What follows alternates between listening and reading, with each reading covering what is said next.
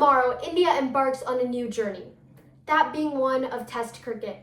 We're going to fly all the way over to England to conquer a new territory, a foreign territory with a new leader in control. Tomorrow, Shubman Gill takes over as the new skip for India's tour against England, the start of India's journey in the 2025 to 2027 World Test Championship circuit. Wow, this last season was kind of a big one. India was this close to qualifying for the final, and then just that fumble of a series against New Zealand, and then some trouble with the Border Gavaskar Trophy. You win some, you lose some. But this time, we're here to stay. And this time, we have a blank canvas. Now, this is a new legacy, a new era. No one's seen it happen yet. With the likes of senior players like Rohit and Kohli gone, there's so much more at stake, but there's so much more to see. For the longest time, if you look at all three formats, T20, One Day, and Test, Rohit Sharma and Virat Kohli's names were embedded in every single format with a history and a legacy to carry in each. Now that legacy is still there, but those players have retired now, which have led a new pathway, new footsteps to be formed. And we're going to see some new players come in.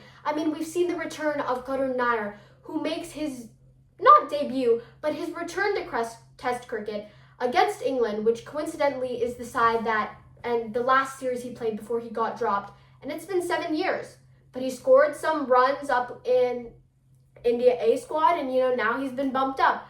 And look, we've got new faces too. Sai Sudarshan had a hell of a season with IPL, had a hell of a season in IPL with Gujarat, and now he's playing Test, which is a big step, but honestly, if anyone can do it, I think it's Sai Sudarshan. So let's break down Test day one and see what this new legacy, what this new squad is ready to offer. And honestly, I'm pretty excited. This is the new era of Test cricket, and I am here for it. All right, so let's break this down a little more. So the first match that India is going to be playing at England is at the Leeds Stadium. So what do we know about English pitches? Well, there's a lot of pace in that. Pace bowling definitely helps here, especially pace bowling up front. So whoever bowls first is definitely going to have an advantage because the ball is going to swing more. It's going to be new. It also depends on the pitch. Right now in England, it's very dry, hot, and humid, which means the pitch is going to be flat, which means it's going to assist spinners, which is honestly great for India because we have Jadeja, we have Kuldeep, we have a couple of good spinners on hand. And the Indian spin attack has always been good. Now with our bowling attack, we also have a pretty good bowlers lined up. We have Prasidh Krishna, who also had a great season in IPL. That's something you can compare. If a player had a good season in T20, comparing it to how they're going to play the Test. But then Prasidh Krishna also has experience. During the Border Gavaskar Trophy, he played well. I don't think he played all 5 matches. I think he played one of the last ones. Not in Perth, in Adelaide maybe? I could be wrong, but I remember he picked up a couple of wickets, so that was pretty good. So Prasidh Krishna plays good in Test. We are seeing Siraj come back to Test, and especially against England, Siraj gets very fired up.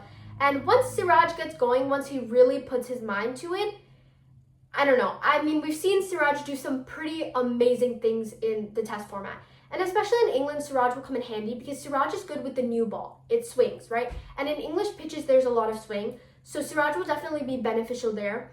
Speaking of swing, Arshdeep Singh. Wow, that rhymes. Speaking of swing, Arshdeep Singh.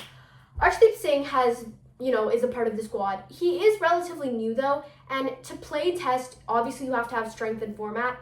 And Arshdeep played the Duleep Trophy and he played well there, but he was picked for the Border Gavaskar Trophy squad, but I believe he didn't play. So Arshdeep is kind of a wild card here if that's a risk that India is willing to take, because we know what Arshdeep can do with the new ball. He can get it to swing really, really well, and that'll be great. Another good thing, a strength that India has, is although our batting lineup and although our squad is very inexperienced, our most experienced players, I would say, are the likes of KL Rahul and Shubman Gill.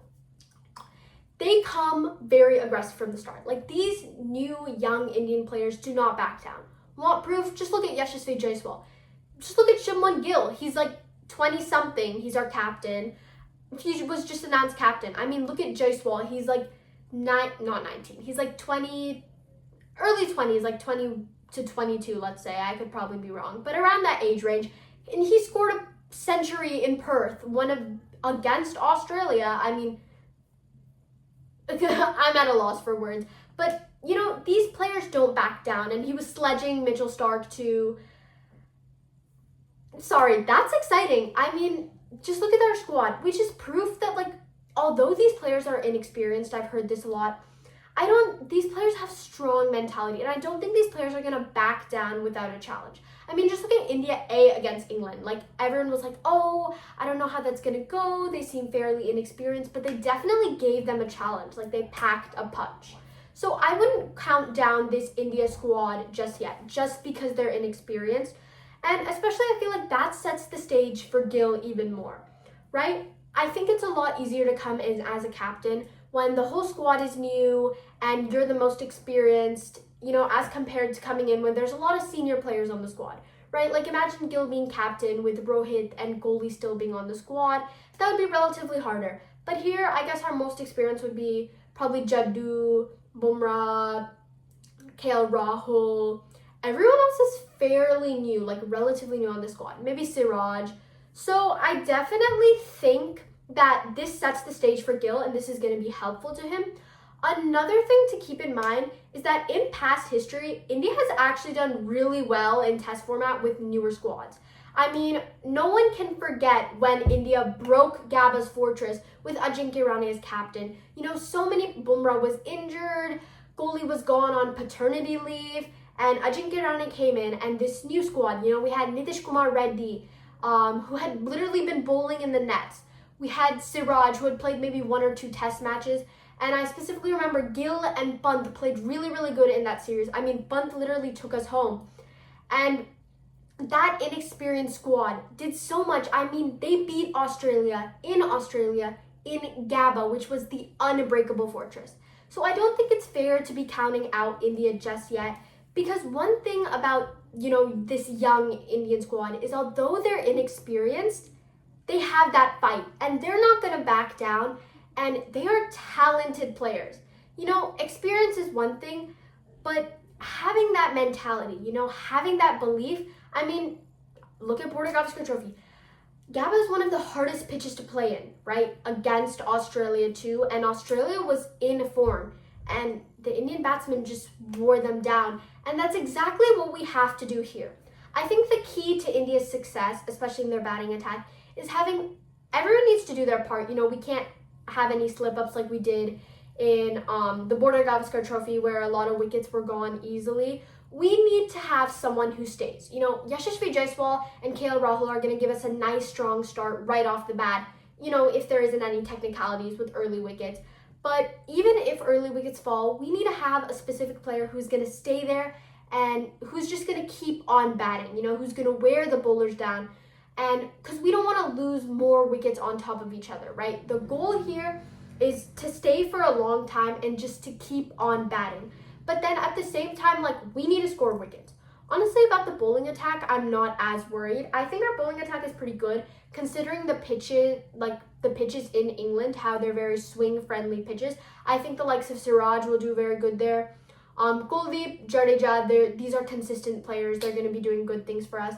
I would like to see Arshdeep play. Now, I know that is a little bit of a stretch and a bit of a wild card, but if England's pitches are known to be good for playing seam bowling, you know, they ball swings a lot, and if we have a masterclass player like Arshdeep who's really good at making the ball swing, I think this should be really interesting, and I think that is definitely a good combo. So I kind of just said whatever came out of my mouth this video. Really excited. You know, it's the new era of cricket, and I'm so here for it. So tomorrow, tune in, because India is going to be making its mark. India is going to be creating its legacy, and this is the new chapter for Indian Test cricket.